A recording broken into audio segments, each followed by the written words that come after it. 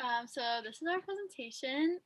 It's about our volunteer experience this past semester at New England Hospice.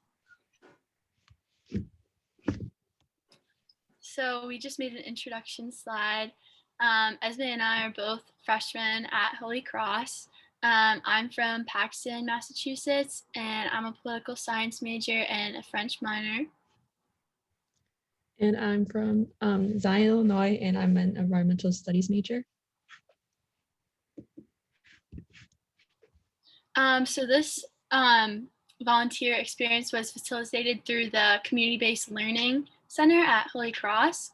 And so the Donnellan Office of Community-Based Learning facilitates opportunities for students to connect academic learning with civic engagement. Students enrolled in CBL courses extend their learning beyond the classroom through service and research projects that benefit our partner organizations in Worcester. And so what the CBL program does is connect service to learning in the classroom. So every few weeks, Esme and I had reflection sessions in class, and we were able to talk to our other classmates about their volunteer experiences at their organizations, which included the Assumption Center, the Nativity School, Time Slips, if you've ever heard of that program. So it was really nice this semester to be able to connect all of our volunteer experiences to find deeper meaning into all of them. And so just an overview of the Legacy Project. So I took this quote from the back of our booklets. The goals of the Legacy Project are to enable a patient or family to come to a clear understanding of the meaning of their life history, love, and interrelationships, and to create a record that will hopefully exemplify the significance of their family's life story. So we had a booklet of about 100 questions to ask our patients. I had 2 patients this semester, and Esme had 3, I think. And we met with them every week over video chat because of the COVID restrictions and everything. And we asked them some of the questions in the booklet, and we will eventually be putting together their final legacy project to give as a gift to their family at the end. Okay, so part of our plan for this presentation was to ask our HCP respondents how we were doing, facilitating conversations with them and their family members. Unfortunately, some of them did not respond or even after follow-ups, but I was able to have a good HCP relationship with one of my patients. So we talked for about every 2 weeks, whether it's between like updates between what's how her aunt is feeling, or if she could help me find more conversational points to talk about in our meetings. And so I was able to give the survey through phone because she wasn't able to fill it out online. So when asked on a scale of 1 to 5, how well did she anticipate this experience going for her and her loved one, she rated it a 5. And on a scale of 1 to 5, how was the communication between the volunteer and you and your loved one? And she rated 5. I feel like a large part of it had to do with our phone calls. I was always texting her, being like, when is a good time for you? How would you like to set up these meetings and stuff? So we had a good texting relationship, and she thought this was a great way for her aunt to still have conversations with other people, as with the COVID restrictions, she wasn't able to get as many visits. And she believed that this life story could be useful, as her aunt doesn't have short-term memory, and she can remember a lot of her own life events that she could share with her family in the future. So some positive experiences that we had throughout this experience. We definitely developed strong bonds with our patients. I remember one of the first times I had met with one of mine, I asked him how he was doing, and he said, "I'm great. I'm just happy to have someone to talk to." So it was really nice to be able to meet with them every week and to just learn about their experiences going through life, because obviously the times that they lived through are different than the times that we're living through now. So we were able to gain a lot of advice and wisdom through that. And my Montserrat class at Holy Cross, which is my CBL component class, is about the science of happiness. And in that class, we talk a lot about how you can reach your full potential through human flourishing and being happy and promoting your own well being. So, with that, we talked a lot about detrimental stereotypes towards elderly individuals. And I know from prior experience that a lot of times elderly individuals can be taken advantage of because they're particularly vulnerable. And so that coupled with this experience has really inspired me to continue to learn about how we can create a comfortable environment for these individuals as they reach the end of their lives, and pursue justice for them as well. They also gave us a lot of wisdom and advice because of their experiences when they were younger. One particular patient, she always she advised me to not to date any boy who had no money because then he won't be able to take me on dates and stuff. So just like funny moments like that, like really help create that strong relationship that is needed in order to write about their life story and write their legacy project. Also in my own Montserrat, we also talked about human flourishing, and a key component of human flourishing is the social aspect and social interaction that is needed. Um, and specifically with the pandemic going on, like there is limited social interaction that is happening, but in a way we are both receiving that social aspect because not only am I giving them companionship and like a relationship, but they're also giving me one as well. So some negative experiences that we had. Sometimes there were scheduling conflicts with um, the nurse or whoever we were supposed to meet with our patients with. So sometimes we met less than we had planned to during a few weeks, and sometimes just because it was a virtual format, no matter how loud I spoke or how clearly I spoke, my patients couldn't hear me just because you can't turn up the volume on the phone any higher. So sometimes it was kind of like a translating thing where I said something and then the nurse or chaperone would translate it for the patient and repeat it for them. And also sometimes our internet would crash, um, and I couldn't see them, or it would just be really spotty. So I think that just is natural for anything that's over a virtual format. Also, sometimes going through the legacy project packet, there were some questions that my patients couldn't remember, and then they became overwhelmed or upset because they couldn't remember them. So, in that sense, it was a little difficult to navigate some of these conversations because I was trying to complete this legacy project for them, but I didn't want it to seem like I was prying into their business, and I also didn't want to make them upset. So a lot of the times we just ended up talking about what they like to do or what they were doing later, or the crafts that they were doing, which is totally fun, and it worked out really well, and we had really great meetings. Um, so yeah, those were the difficulties that I experienced through this. Yeah, I also had some internet issues as well. My building on campus is one of the farthest ones, so I already have bad internet connection as it is. But especially when we were in video chatting, I would also have like freeze frames, or they would say something, but because of the internet, I wasn't able to hear it. So I would have to ask them to repeat it, and that just disrupted the flow of the conversation we had going on sometimes. I also feel like it's also hard to like read their body language or facial expressions through um, the like the tiny screen I have.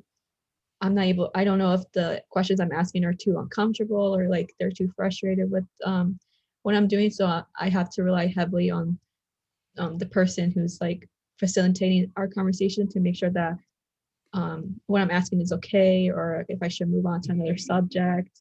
And a lot of times, like Riley, I we just talked about more simple, positive things, stuff that they can easily remember than more hard-hitting questions. So some improvements we could think could be added to the legacy project is maybe the create your own question slots. So that would be like a blank, obviously blank spot in the different sections that are in the legacy book, such as like their childhood, their spouses, family, education. Just because sometimes we do talk about their childhood or we do talk about school, but they're not necessarily the questions that are in the book, so we don't have anywhere to put them.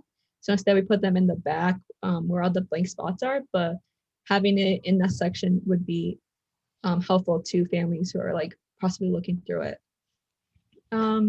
More lines to write in the booklet we are also suggesting, just because sometimes when they do remember something from the questions we're asking, they would tell us like this like long story or just like feel like passionate about it. So then we would want to write more, but just because there's 2 lines, we'd have to like condense it a lot. But I know that families would enjoy to hear the stories that they possibly like are telling us. So more frequent communication could be another thing.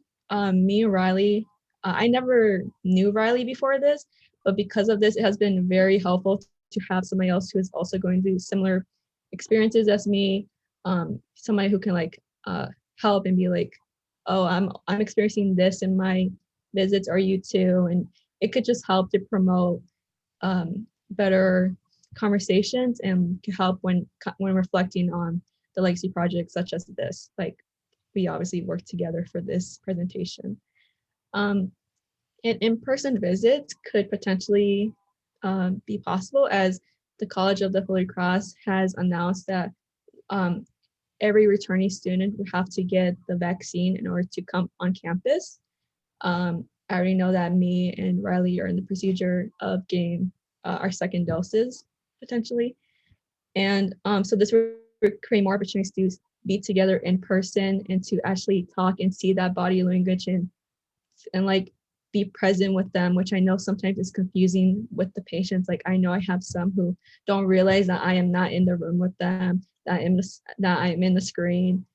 So it would just help the flow of the conversation. And then facilitate communication with HCPs, just because I know I had a good relationship with mine, but I know that Riley has some difficulties with her HCP and like connecting to them and talking to them.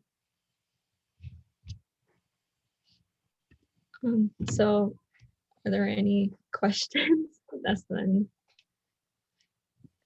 Thank you so much for presenting on this. This was awesome. Does anybody have any questions that they'd like to ask about their experience? Yes. Go Sorry. ahead. No, go ahead, Linda. Would it ever help to be able to have an audio tape of some of these questions? I'm just wondering, when they're telling the stories, how neat it would be for the families to be able to have their voice along with their story. I don't know. Yeah, I think that would be a really good idea. If we were going to give it to the families at the end, I think that would be really a really good like, piece of memorabilia for them. Yeah, same. I know a lot of our conversations happen through phone, so we would have to find a way to get another device, or I don't know if there could be an app that could record the audio for us, but obviously we would ask for permission from both the patient and like the family members. I see Bill has his hand raised. Okay. Hi, first off, I want to say amazing work. What an amazing project. What would be, how helpful would it be maybe to have some type of an online version of it? So like, let's say you were doing a visit, rather than having to handwrite stuff down, you could be typing it in, you know, almost like maybe like an app or like a login on the New England Hospice website. Because then when the whole project's completed, you can print off as many copies of it as you want, versus a booklet's a nice keepsake, but there's just one copy of it. So was there some thought maybe integrating it into a virtual that can then be printed format? Yeah. I think that's a great idea. We were given these physical booklets, but I know we have an option of typing it if we wanted to. But definitely, like I'm planning on typing at least um, two of my patient stories online. So hopefully that can be printed and distributed to as many people as they wish to give it to. Yeah, I think typing would also be a good idea because sometimes it's quicker and more efficient if you're like in the middle of a conversation. You don't have to stop and take as much time to write down what your patient's saying. So I think that's definitely a good idea too. Greg just asked a question in the chat box, and he said thank you so much. I'm also wondering if a video interview process might be possible and what your thoughts are on that, because he is planning on doing that with his dad. Having it recorded, and I guess it would just be videoing the person speaking. Yeah, I think that would be helpful. So then we can like see you can actually see like their facial expressions and see like how they're truly feeling, because obviously we are writing it down, but we can't truly express their like tone or how they're feeling about that particular subject. We are merely just trying to translate it, but sometimes things can be lost in translation when you're writing in physical. So I definitely think that having a video, as long as obviously both parties are okay with it, could be extremely helpful to both families and possibly the patient if you want to see it again. I was wondering if either of you have either a favorite memory or part or experience that you would be willing to share with us for people who weren't there. I know I was there for some of Esme's and Stephanie was there for some of Riley's, but is there anything you'd like to share with everyone?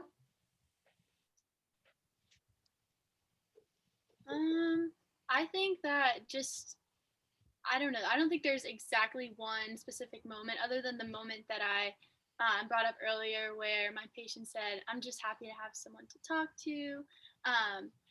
I think it just was always a wonderful time and experience to just talk with my patients and hear them laugh. I know one of my patients is a really big Holy Cross football fan, so every time I had a meeting with him, I would reintroduce myself and I say, I go to Holy Cross, and his face would light up and be like, Holy Cross football. And I would always update him about the football team because our football team just went to South Dakota. They won the Patriot League championships, and he was so happy to hear that. So that's something that I really enjoyed about meeting with that particular patient.